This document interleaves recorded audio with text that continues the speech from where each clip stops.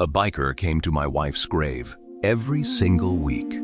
And for months, I had absolutely no idea who he was.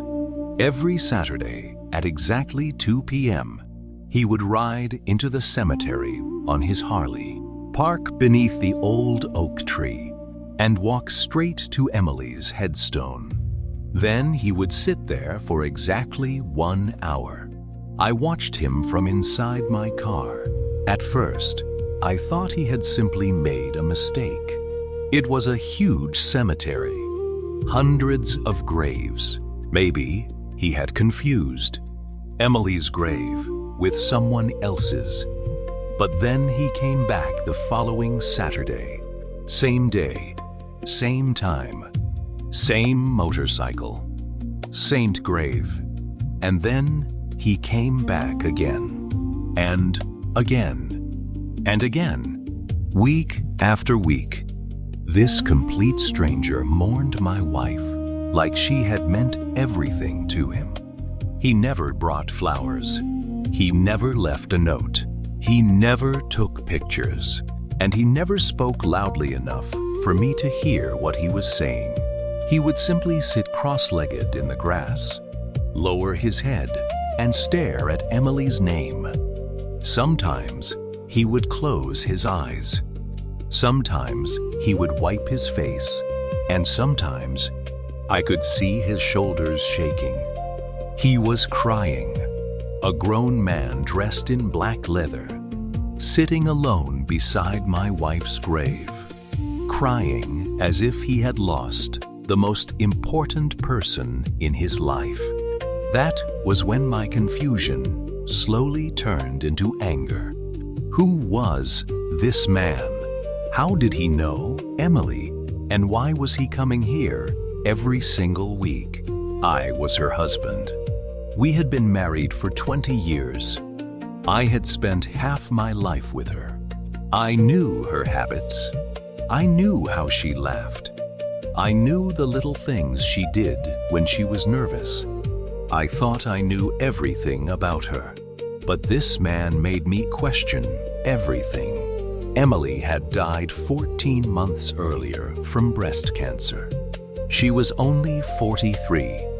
We had 2 children, a quiet home, a normal family. At least, that was what I believed. Emily had been a pediatric nurse. She cared for sick children, volunteered at church, drove a silver minivan, and packed snacks for our children's school events. Her idea of breaking the rules was ordering dessert before dinner. She wasn't the kind of woman I imagined having secrets.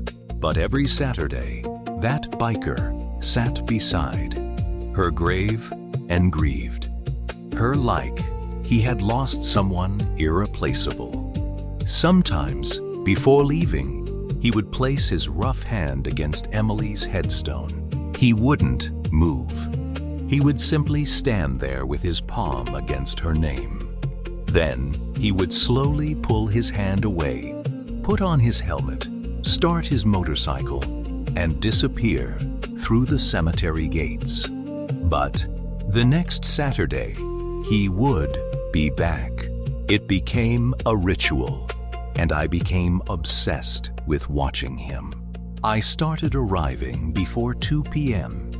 Every week, I asked myself the same questions. Was he an old friend? A former co-worker? Someone from Emily's childhood? Someone she had helped? Or was he something more?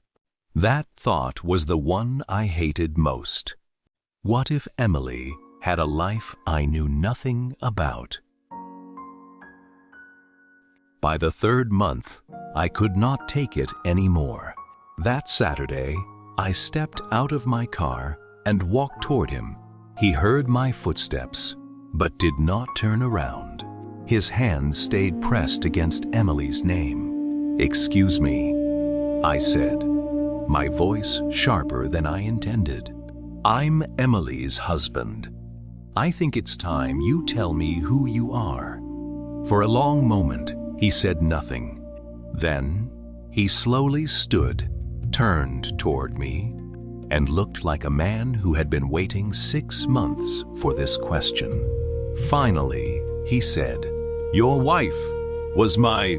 Type next and hit subscribe button to see the full story.